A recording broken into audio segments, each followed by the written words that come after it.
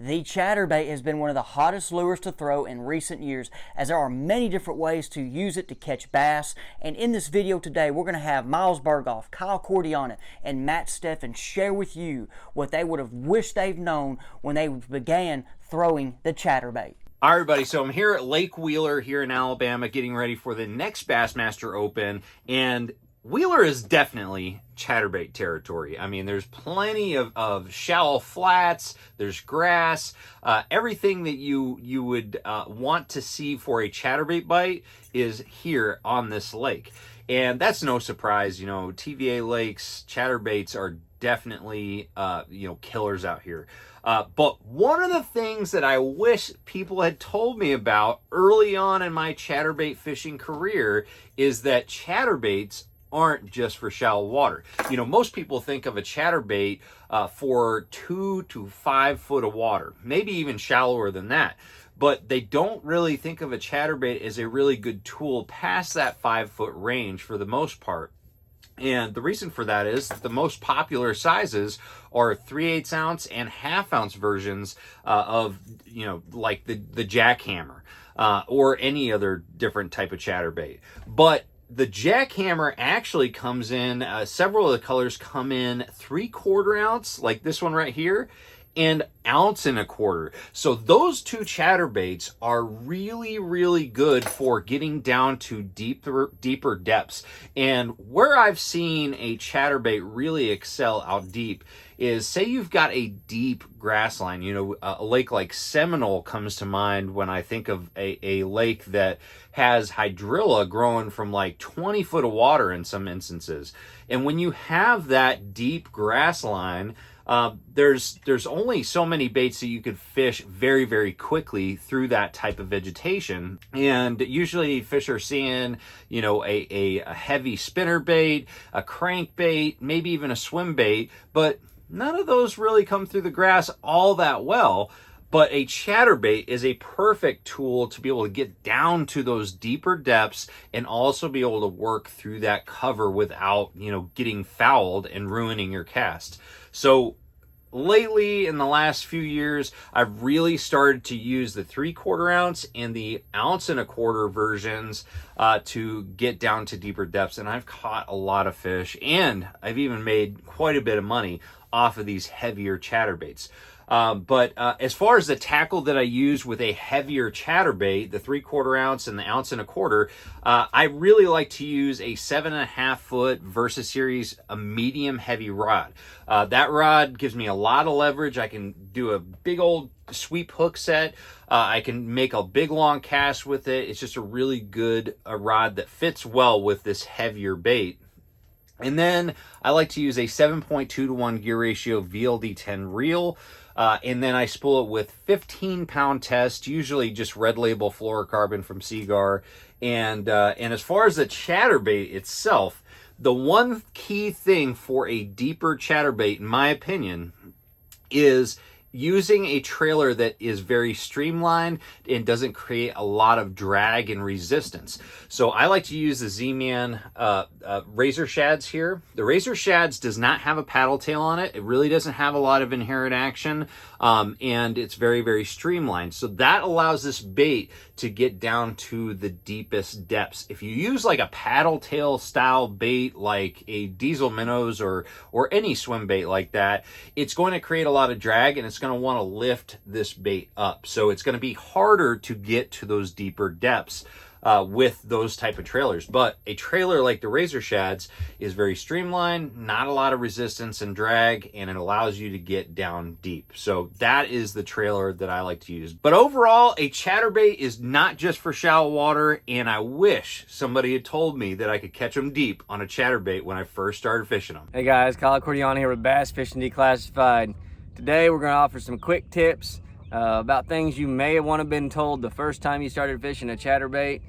And so for me, the first time I started fishing a chatterbait, I just thought I threw it out there, click the reel over, start winding in, let the thing chatter my rod just like a square bill or something, and just wait for the fish to hit it. That's really what I thought. So here's the one thing that I've learned in years of fishing the chatterbait, is throw this thing out there and let it sink to the bottom. I mean, that's the deal. A lot of times you're fishing grass, structure. This thing's pretty weedless. It crawls over wood as well too. But throw this thing out, let it sink to the bottom. It's cool to even let it sit there for a few seconds. Let it settle down from the cast, and then start winding it in, because the most important thing you can do with this is make contact with the structure. And 99% of the time, the structure comes from the bottom. So you're throwing this out, letting it sink to the bottom, let it get in the grass, let it get in the structure, and you're winding it through that structure. So keep your retrieve at a speed at which you're constantly deflecting and hitting that. The other thing is, this is a seeker chatterbait by Motion Fishing. It's got this really unique style head, and what this makes this bait do is it deflects on its own. So it's running and chattering, and all of a sudden it will just hunt like a wigglewort does. And so it creates its own deflection even when you're not hitting structure. So this will get you a few extra bites, get a few more reaction bites out of those fish. But the most important thing, let that chatterbait sink. Don't just start winding immediately, unless the fish are feeding on top or a shad spawn or something like that and you're trying to keep it up high. But for the most part, let it go to the bottom. I throw all my chatterbaits on a Kistler KLX feeling reel. This one's a 7.2 medium heavy Kistler Series 1 reel.